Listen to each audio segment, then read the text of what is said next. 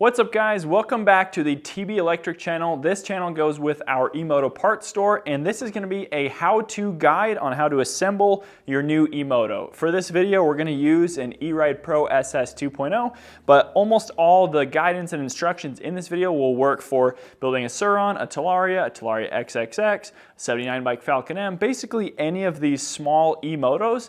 This is going to show you how to do it, and if you guys enjoy this channel, please subscribe because we'll have tons of how-to videos that go along with everything you're going to want to know on riding your E-Moto and upgrading it. Let's get into unboxing this.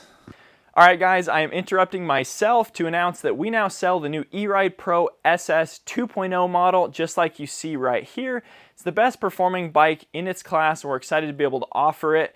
We do have them in stock, ready to ship right away to anywhere in the lower 48 states. So you guys can watch the videos, decide which bike model is going to be best for you. You guys can purchase it and then get our upgraded parts at a discount as well. If you guys are interested in this, check the link in the video description to head on over to our E-Moto store. Thanks for watching, back to the video. So these bikes are going to come packaged a variety of different ways, but ultimately you have a couple of these straps that you have to cut with a knife, and then usually you can actually just lift the top of the box up. So we'll go ahead and lift that. Sometimes it helps to have two people. You'll look for any parts boxes for the other pieces that you're going to need to assemble it.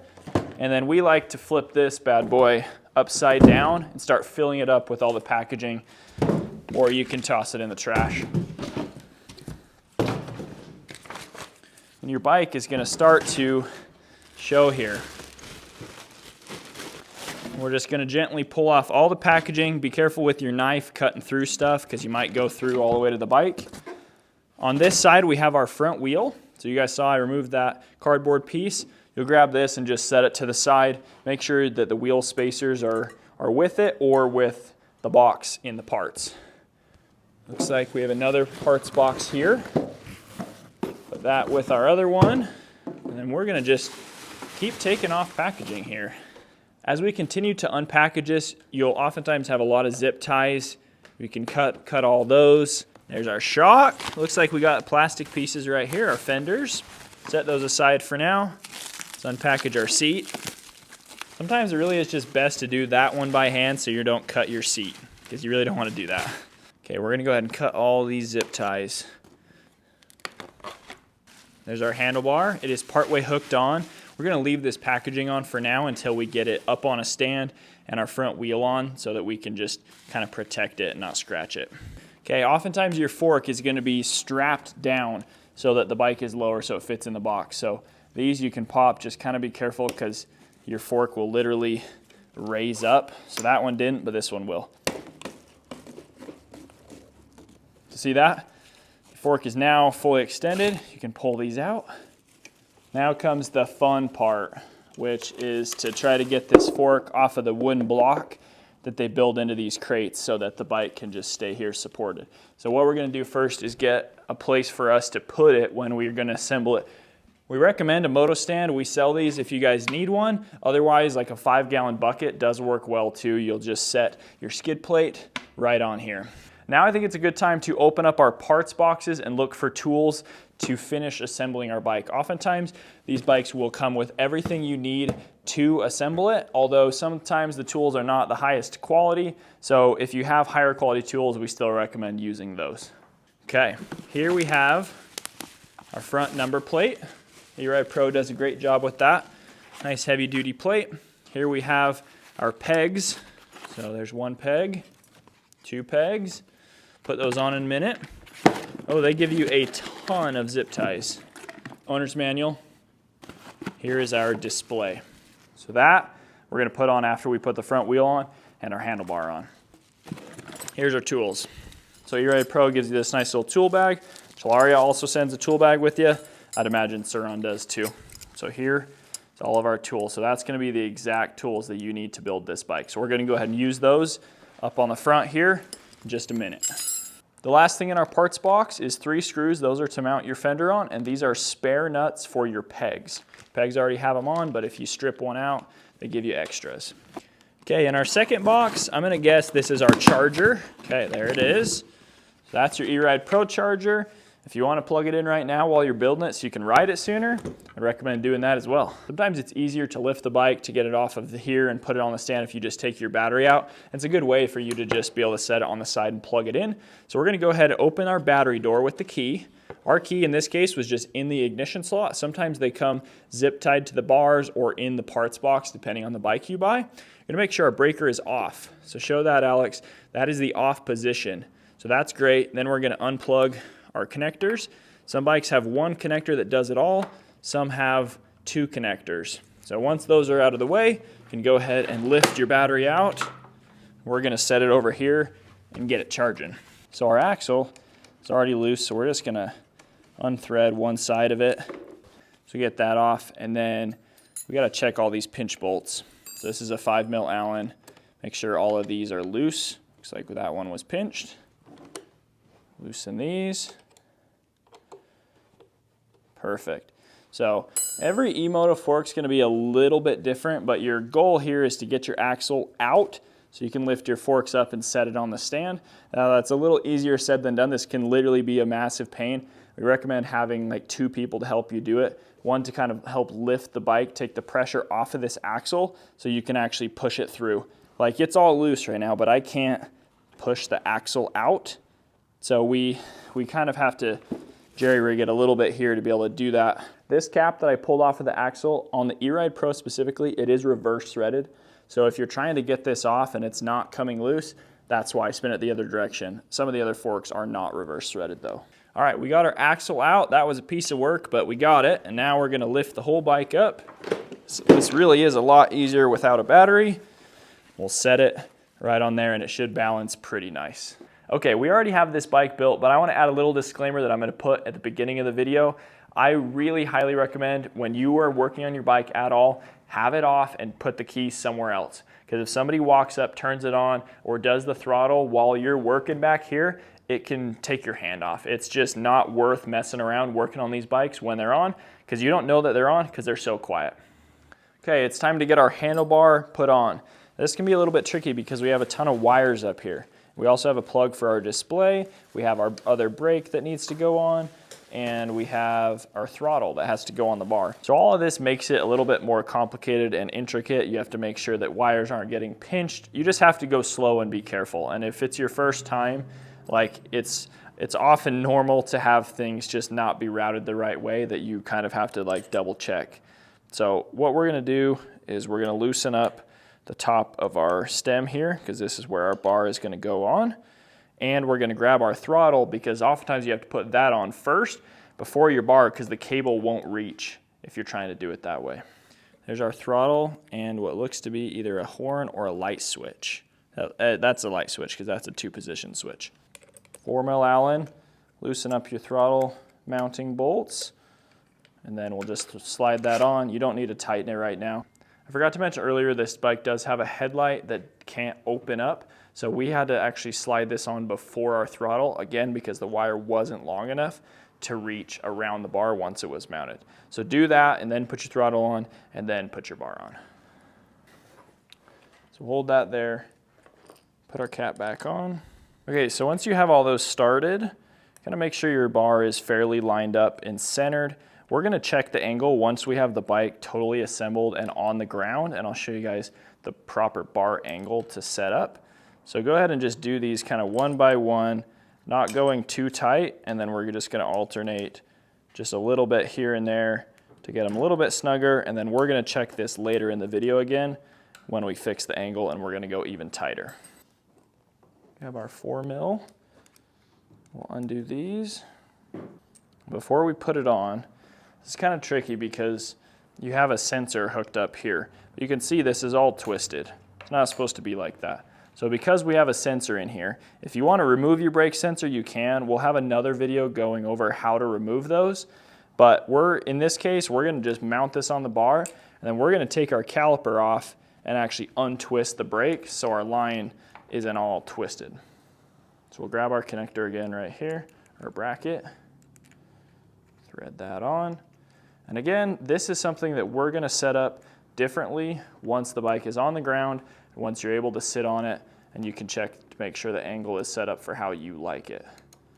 Just get it on snug, and we'll tighten it up later. Okay, now it's time to install our display. So we're gonna remove these 3mm bolts, again with the Allen wrench included, and then you're gonna bend these out of the way to actually put it around your bar. So we kind of do one at a time. Finicky, but it'll work. Okay, so once those are on, then we'll put our screws back in. Okay, we'll plug in our connector back here. So take that, this was already hanging out of the bike. This came on the display, there's 2 arrows. Line up the arrows, and just pop it on like that. Okay, next up, we gotta do some cable management, I like to call it. So we're gonna actually open up this cover right here where all of our wires are going. We have to do this because this line is already too short that we can't turn our bar. That's all we can turn it without stretching that cable too far. So now we have to open this up. It's a 4mm Allen wrench. We're gonna open up this cover, and you're probably gonna have to unzip tie this bundle of wires right here.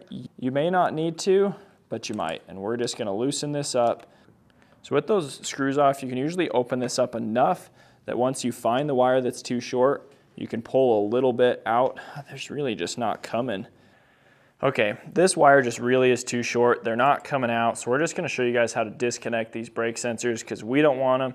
If you guys wanna keep them, you totally can. How it works is if you're using your throttle while you're riding, if you ever pull your brake, even just the slightest that doesn't actually engage your brake, it's gonna trip a sensor and turn your throttle off. So for some people, that's a good safety setting, but for us, like riding off-road and things, if your brake lever ever gets like hit by a branch or you're trying to wheelie, it will cut your throttle and can sometimes be dangerous and not actually helpful.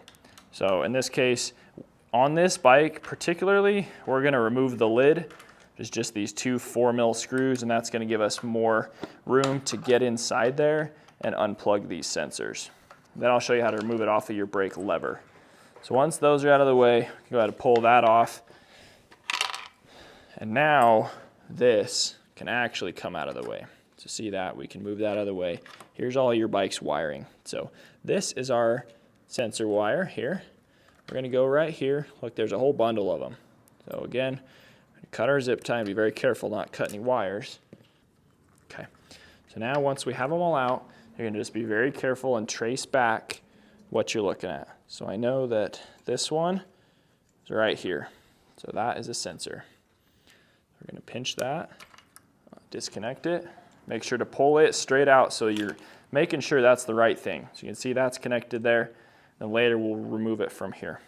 We're gonna do the same thing on the other side. So here is that one. It's gonna look like the exact same connector. Okay, perfect. So that's all we need to disconnect at this point.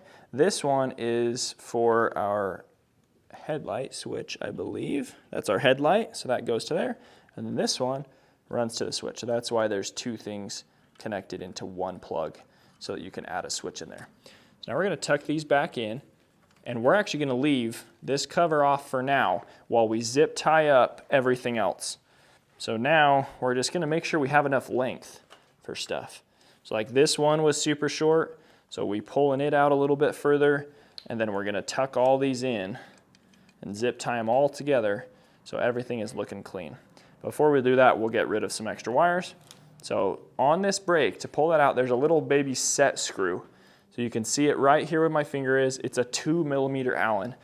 Once that set screw is loose, then you can oftentimes just hand loosen this nut all the way out. If you have to use some pliers or something, that's totally fine. It's gonna come out and look just like that, and you'll do the same on the other side. You can just stick that pinch bolt back in if you want. Okay, so now we're good to go on that side. We'll do this one, and then we'll start cleaning up and zip tying some wires. Okay, now that we have our brake sensors disconnected, that's really the way to go in our opinion.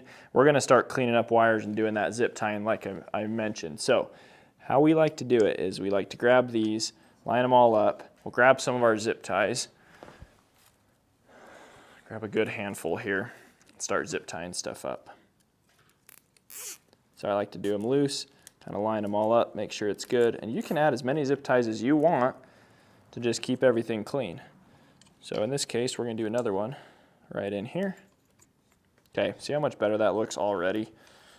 So much cleaner. Go ahead and cut these off.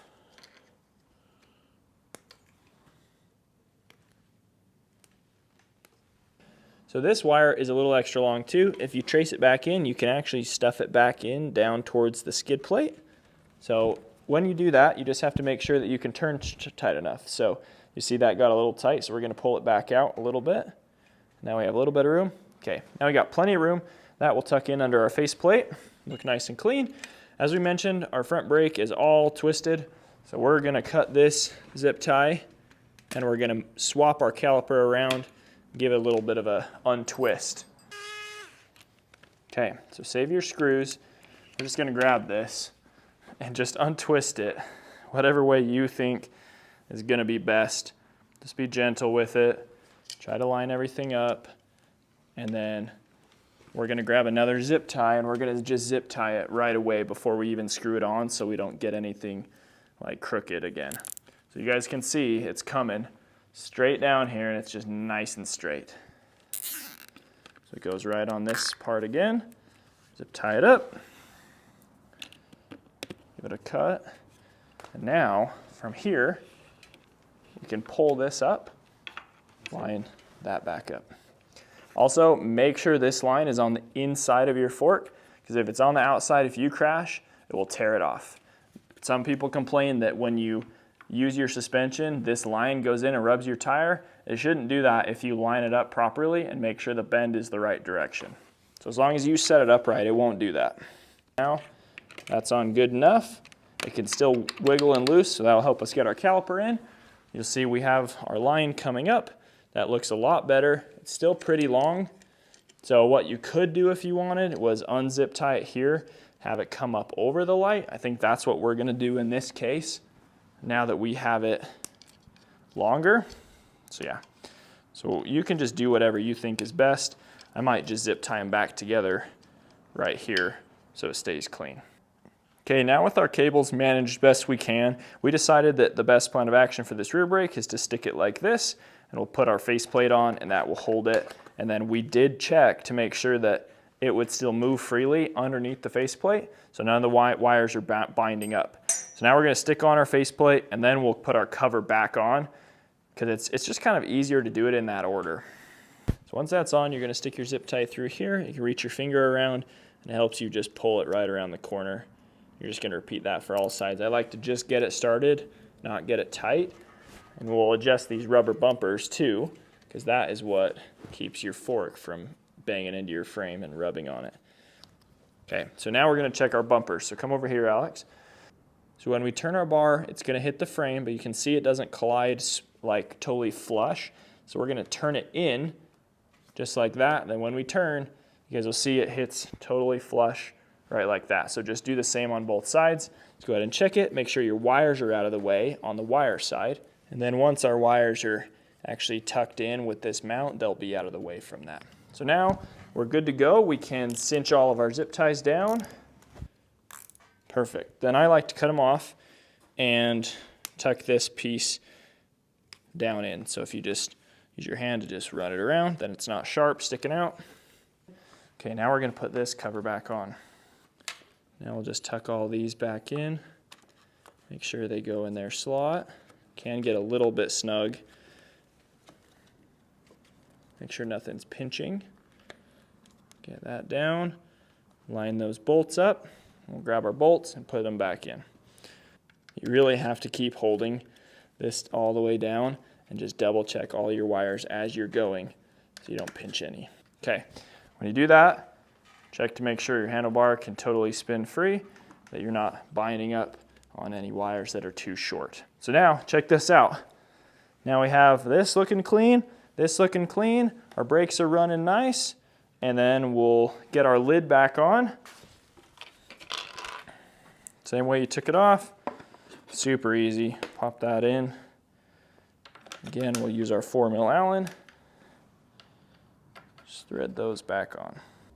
Make sure your lid works. Perfect. Okay, now let's do our front wheel. Okay, we're gonna grab our grease, some good old waterproof grease. Just helps keep your bearings nice and everything. And there, I just hit it on both ends. Now, one thing you'll notice on your fork is sometimes the legs look like they're different lengths. It's because they can be. This is your spring side, this is your damper side. This side is easy to move. So you can literally compress it with your hand. This side, you cannot.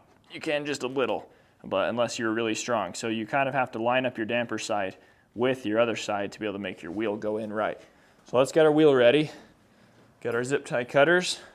We have our wheel caps right here. Cut those off. These have a little rubber grommet around them, and you need to stick it right in there. But first we're gonna put grease in. And just get some grease in there on your bearing. Don't get it on the outside of your rotor, because then your brake won't work. You really don't need a ton. Then you're gonna stick this cap. It is sometimes difficult to work in. That was super easy. So you'll know when it's in because the O-ring kind of holds it in. Looks flush all the way around. Sometimes these are a huge pain to get in, but these ones went right in. Perfect. Now, it doesn't matter which direction you put your axle in. You could have this cap be on either side. So whatever is easiest for you. The next thing you have to do is pull this spacer out of your brake. That basically just makes it so if you pull your brake on the bar, when your wheel's not in, it doesn't compress your pistons. So now we'll line this up. You have to get your rotor in the slot. You have to make sure your spacers don't fall out. And whichever side lines up first, slide your axle in that side. Sometimes you have to just give it a little bit of pounding, pushing. Push it back, line up our fork again, push it through. So that was pretty smooth. Now this guy, like I mentioned, is reverse threaded in this case. So it kind of doesn't make any sense when you're putting it into your brain. But go ahead and put that on. And then we'll get our 8 mil and our 6 mil, like I mentioned. And again, I tried to go the right direction, not the wrong direction. You can just cinch these up nice and snug. Then we'll do our pinch bolts. So that's a 5 mil. So these just help keep everything tight. So you'll go back and forth on these like you do tighten, tighten, then you go tighten, tighten, then you go back and literally just do it again until they're snug. You go back and forth because when you tighten one, it will loosen the other little. Then you tighten that one further, tighten this one further, and so on and so forth. All right, next up, we're gonna put our front fender on. There was those 3 bolts in the bag with the fender. Those are gonna be the ones you use. Now this is one thing I do recommend on the bike, using some blue Loctite on, because we've had fender bolts come off a lot of times, and it's just, you just do it right, and then they never come out. So I like to start with the back one because it's the easiest to line up. Just your 4 mil Allen that they include. I'm using the electric screwdriver. Put that up. Then it's easier to just do the other 2. Really a pretty simple process. Okay, our fender is on. Okay, we're looking good up in the front. Now let's move on to the back where we have a shock that needs to get hooked onto the linkage. And while we're doing that, we are going to make sure that every other linkage bolt is tight. So we have one here, one at the top of the shock. We're gonna make sure all those are snug. So they give you the tools. I just dropped the nut. The tools you're gonna need is the 6 mil Allen and the 13 mil wrench that they give you. So you're just gonna double check all of these. Sometimes you can't really reach the Allen in, so we're just gonna snug this up and kind of just watch and see. Okay, our bolt on the other end was not moving, so we know it is tightening up. You wanna get these nice and snug. Put that up there, grab our 6 mil.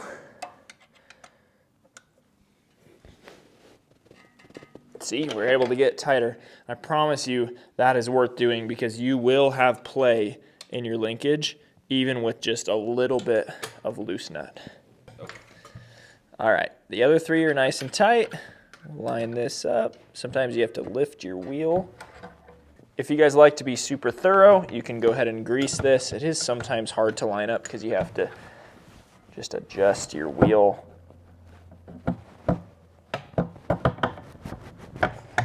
Go. It's starting to go. Okay. Give that one more snug. Yep. Nice and tight. Okay, we're all good on that. Now let's put our plastic cover on that goes right here. That is this. The bolts are already in there, so we'll have to pull these out and these 2 out, and then we'll push that on over I'm going to recommend you also use some blue Loctite on these, because we lost 2 on our E-Ride Pro first generation bike because they just fell out while we were riding. Okay, with our bolts out, you just wedge this over both sides. Make sure it lines up the screw holes. Get that in, and then this one has this little plastic piece that makes sure your brake line stays in place. So you put your screw in that, and then you can screw your screw in. All right, it is time to put the pegs on. You have one peg specific for each side. You want to make sure it bends backwards for the side you're mounting it on. There is a hole. You line up. We're going to stick it right there in the middle. Or nut, you just reach around the back side, just thread that on, and then they give you the 17 mil wrench. And this is kind of tedious. Like, it almost helps to now take the bike off the stand and use your kickstand so you have more room to actually reach a wrench in there. But you'll just snug those up on both sides. Okay, we got our pegs on both sides. They are feeling nice. Now we're going to move further back and we're going to check our chain tension. So this is actually quite nice. That is a little bit on the tight side, but that's okay because it's brand new. This chain is going to stretch the first time you ride it, and then you may either have to tighten it up a little bit, or it might end up being perfect because it stretched just the right amount. So this is a little on the tight side. There's really not much play you guys can see there. So it's okay to have a little bit more than that, but because it's brand new, it's okay to have it this tight as well. Now, we're gonna just check our axle here, make sure it's snug. Yep, we're totally tight. It's a 17. Now we're going to move over to the other side where our brake is, because we need to center our caliper on our rotor so that it's not rubbing unless we're pulling the brake. Okay, so there's a couple ways to do this. So one, it's kind of hard to show with the camera, but you actually look down. I gotta take my hat off. So you actually have to look down right here, and you can see the rotor between the pads. So with that, I would just recommend you pretty much just have to do this with any new bike. They are just not going to be lined up because they don't do that at the factory. They just put the caliper on. So if you loosen these bolts just a little, you'll see your caliper can wiggle. But your rotor stays there. So now you're going to center it the best you can. You're going to go back and forth on the 2 bolts. And you'll notice this is kind of a pain because when you tighten it, clamp it down, sometimes it just shifts.